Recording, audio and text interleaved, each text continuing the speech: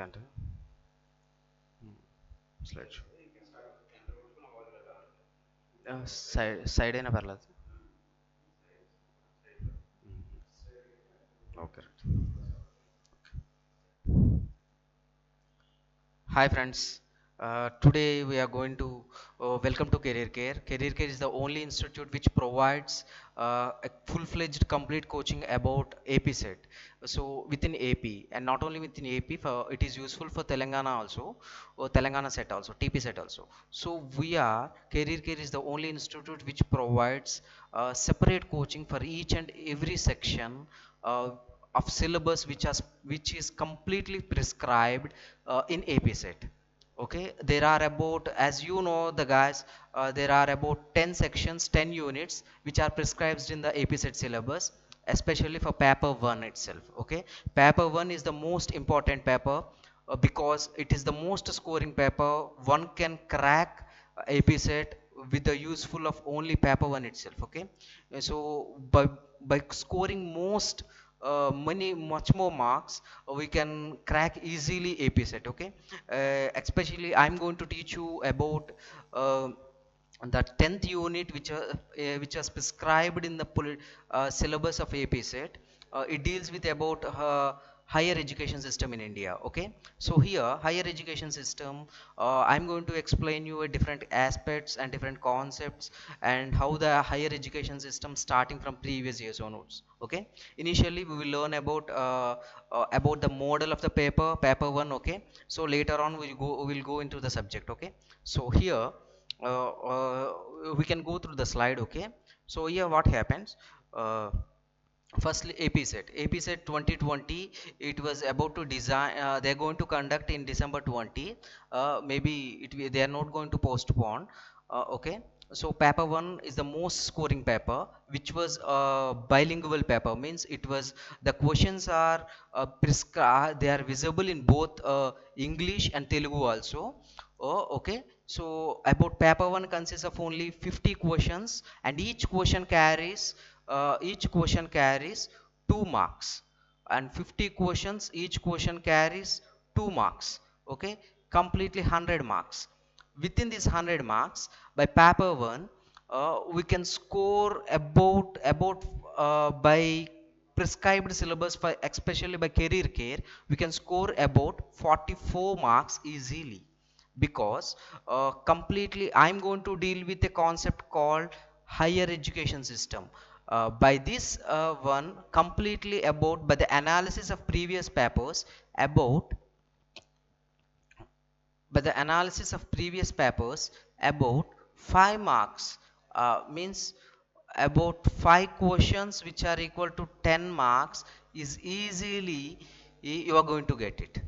Okay, so it is easy way through which we can score many marks. Okay, 10 marks is a margin marks, you can crack it. Okay, so both the papers never, there are no negative marks. Okay, paper 1, previously there are 3 papers, paper 2 and paper 3, they are merged from after 2016. Okay, there is only 2 papers now itself, paper 1 and paper 2. Paper 1 deals with completely GS and these things.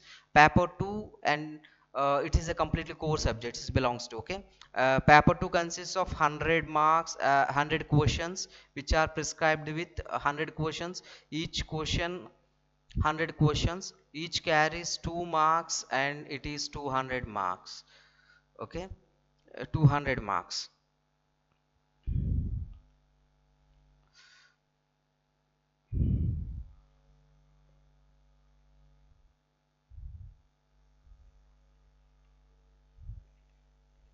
These are your subject marks. So I am going to, so we are going to deal with uh, the what it's coming to the topic. In paper 1, it is prescribed in the unit 10 of the syllabus, unit 10. So it is nothing but higher education system in India, especially with respect to India. Okay, there are about 6 topics are explained in it, they in the syllabus. The first topic is consists of institutions of higher education learning and education in ancient India, means the institutions means which comes under, especially what you know, there are different institutions like what you know, mm, what it is called, uh, Taxila, Takshashila means you all know about the ancient institution, Nalanda, and Vikramasila, and likewise, etc. So these are the most prominent institutions in this topic. In that topic, we are going to learn about these one, and later on in education in ancient India means it consists of how the education in ancient India means Vedas, not only Vedas, Upanishads. How, for example, they will ask you a question about Vedas. How many Vedas are there? There are four. They are also asked about. The question will be in this sense. Uh, Completely. What? Uh,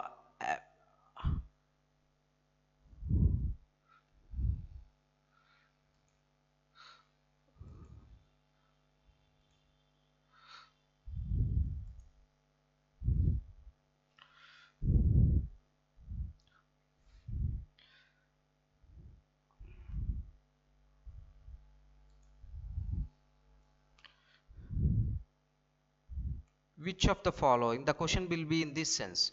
Uh, which of the following is not a Veda? Okay, is not a Veda.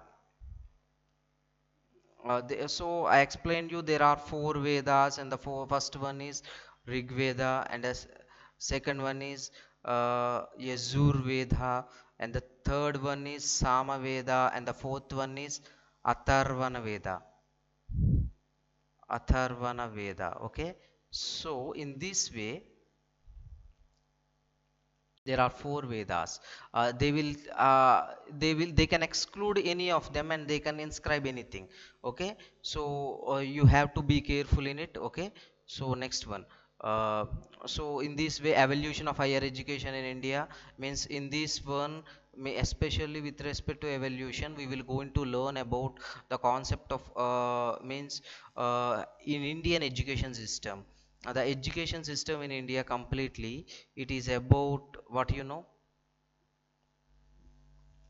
The entire education system in India, it is completely, we are going to explain about what it is called. It is divided into three fragments, and the first one is said to be called as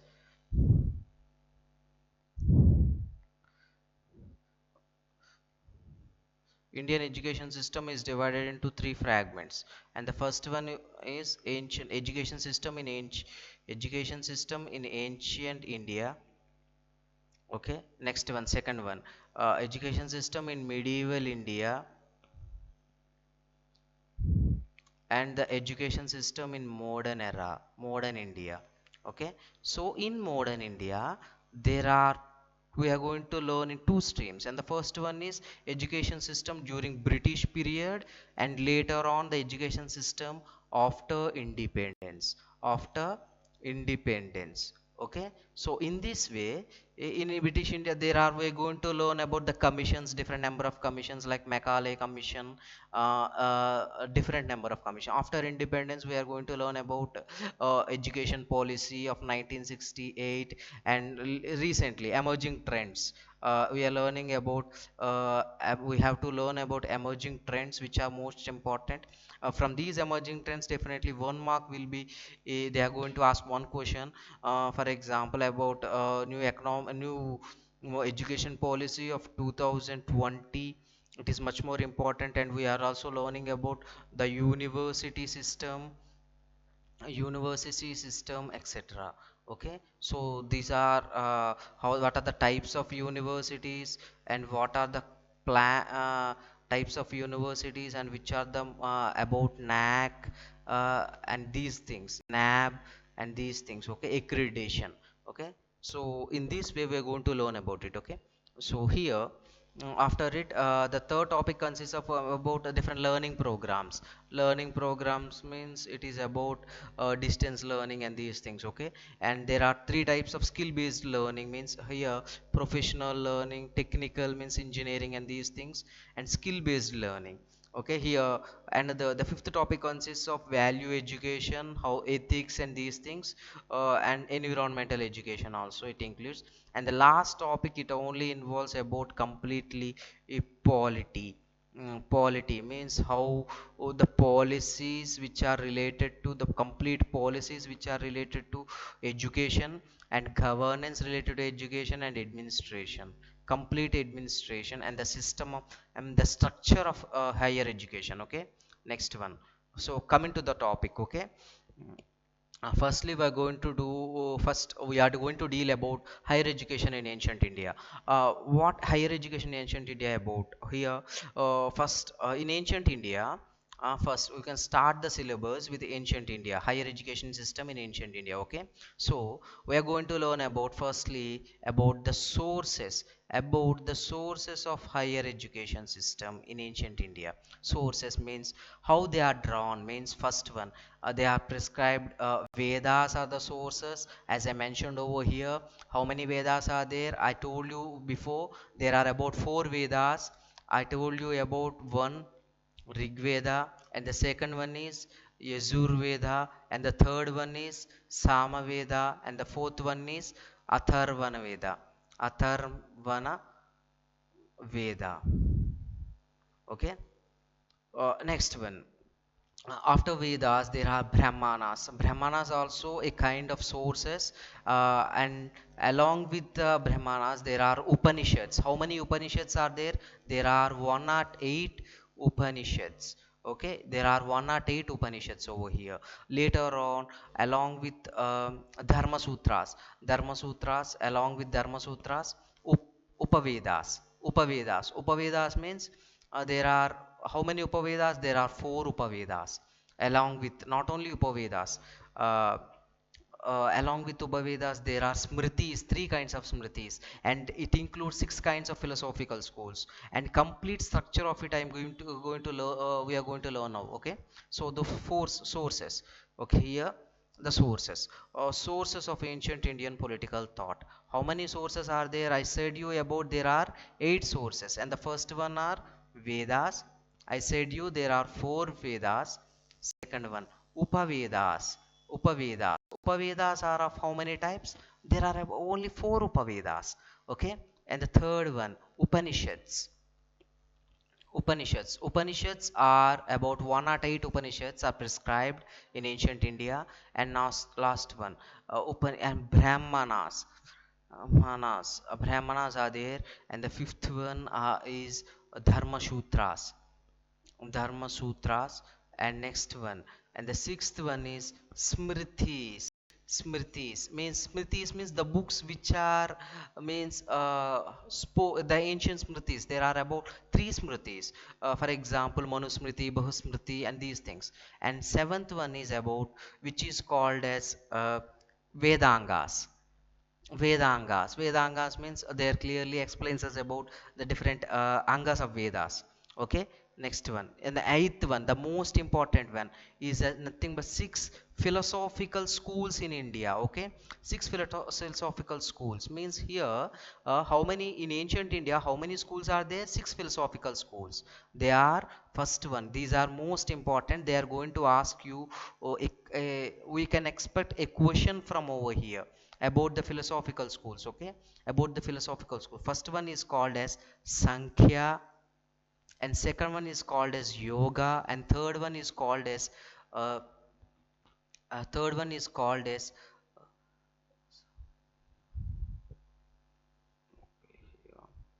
and third one is called as uh,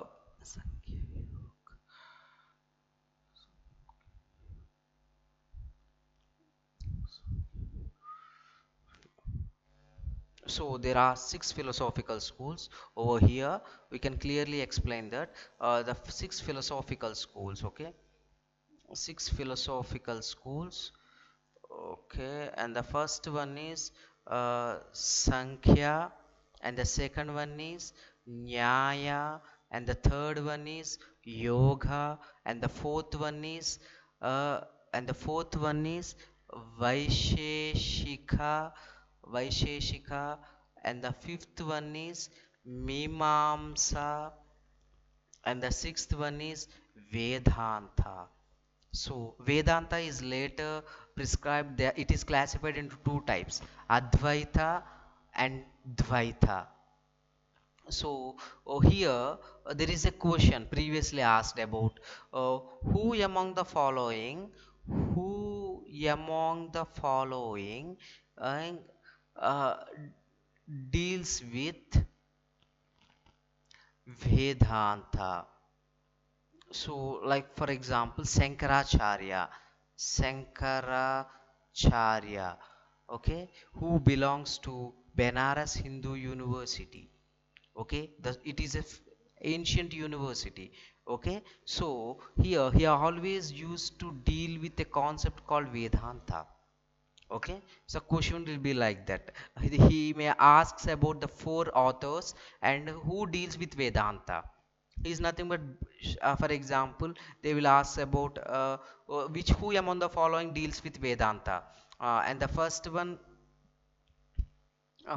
they are going to ask about, the question will be Chanukya, and the second one is who Charaka, and the third one is who is said to be called as Shushratha, and the fourth one is Shankaracharya. The question will be in this way. Okay, the answer is the fourth one. Okay, next one. Next. Next topic is about the ancient authors who are at that time in ancient India, the most important educationalists at that time. There are different number of educationalists, as I explained you. Aryabhatta is the one who previously explained about astronomy, okay, astronomy, and Panini, who he is the Indian grammarian, okay, Indian grammarian. Okay, next one, Patanjali is mostly it is about who wrote a book called on yoga and next one, Charaka wrote a book called Charaka Samhiti, okay, Charaka Samhiti. Charaka Samhiti, you know that Charaka Samhiti is the only book which was prescribed from ancient India to Ayurveda. It is about the medicine. It is a book on medicine, okay. Shustra also wrote a book called Shustra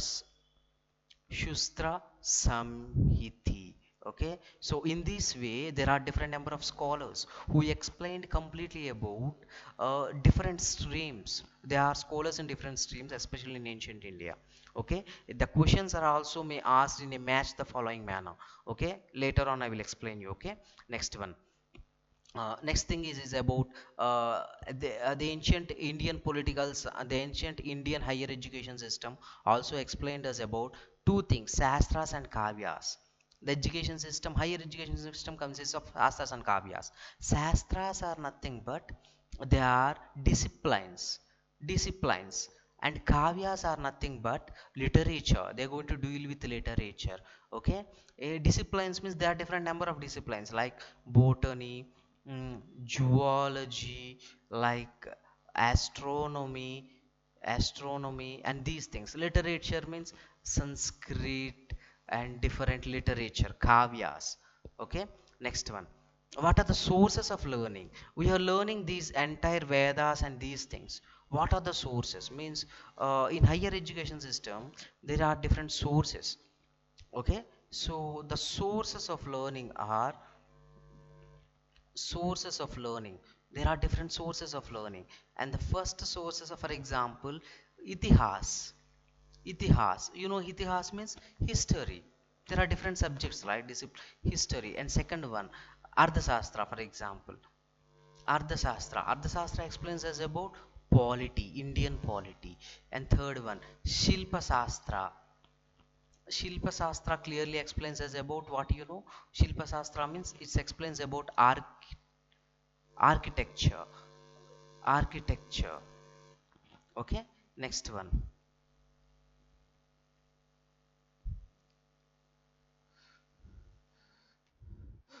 Okay, next one. Here, different sources, different sources of learning in ancient India. First one is said to be called as what it is. One. uh, itihas, and second one is ardhasastra, and third one is what you know, shilpa sastra, and the fourth one is mimamsa, and the fifth one is itihas, ardhashastra, shilpashastra, mimamsa, and the fifth one is what is said to be called as uh,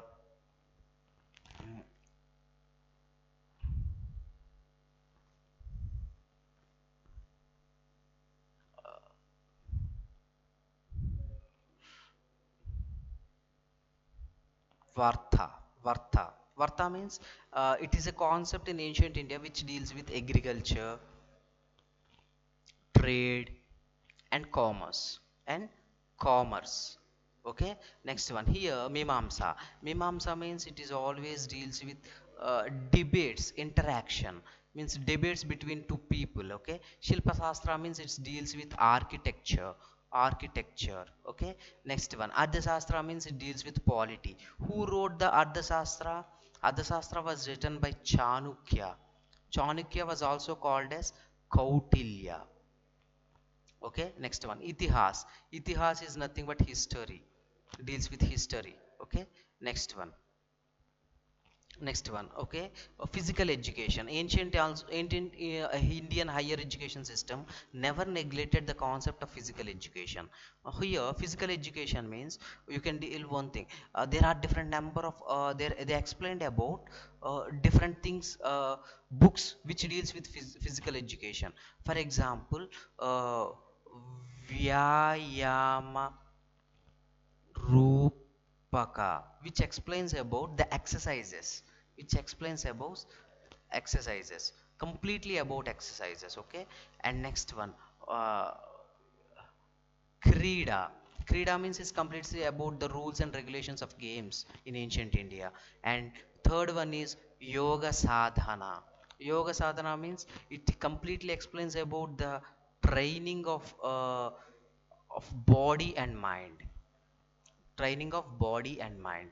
Okay, so in this way, there are three types. In this way there are three important books which deals with physical education, only physical education: vyayama rupaka, krida, and yoga sadhana. Okay, next one. Mm. Shastrartha means it is a concept which deals with only debates, debates. Okay, in ancient India all the debates are compiled into a book called Shastrartha. Okay, so in this way, in higher education system in India, in ancient India, is prevailed. Okay, so learning systems are nothing but there are, here we can say that the learning system in ancient India, there are three learning systems. And first one is Patasalas, means the people used to student and teacher used to learn, uh, face to face interaction, face to face interaction. Here patasalas. And second type is gurukulas are said to be a residential schools. Okay, Gurukulas are said to be called as residential schools. In ancient India, residential schools means here what happens, you know, residential schools mainly they deals with, here the students used to live along with uh, the who teacher, along with the teacher, and he used to learn different aspects of life. It's mainly the concept of gurukulas is mainly explained in ashrama system. Ashramas, how many ashramas there? Four ashramas completely they are explains about the different stages of life of a human being in ancient India. For example, the first one is nothing but it is brahmacharya. It completely explains us about the concept of brahmacharya. Brahmacharya means it is a student life. In this life they used to be live in gurukulas, okay. And the second one is grihaprastha. Grihaprastha means it's a household life, okay. In this way there are about four concepts of what you know, different stages of life. Later on I will going to explain you, okay. Chatuspadis are also a type of learning system schools in ancient India, okay. So here later on in ancient India, the most important topic here is there are two important uh, things which completely explains about the religious aspects of learning. Here, chaityas and viharas, they are mostly prevailed during the time of Buddhism, during the 5th century AD. During the 5th century AD. Okay, what are chaityas? Chaityas are nothing but they are place of worship. They are place of worship, especially in Buddhism. Okay, viharas means they are dwelling places of monks. In Buddhism the monks used to stay in viharas, and this concept of viharas mostly relates to the modern concept called universities. The modern concepts called universities. The thousands of monks used to stay in viharas, and they used to learn the different stages of life, how he have to deal with the life and these things, the preachings and these things. Okay, all the learning process used to occur in which schools they are said to be called as viharas. The viharas are the only places, especially during the Buddhism, where the learning process used to take place. But here, chaityas are the place where the monks used to preach, and viharas are the place where the monks used to learn. Okay.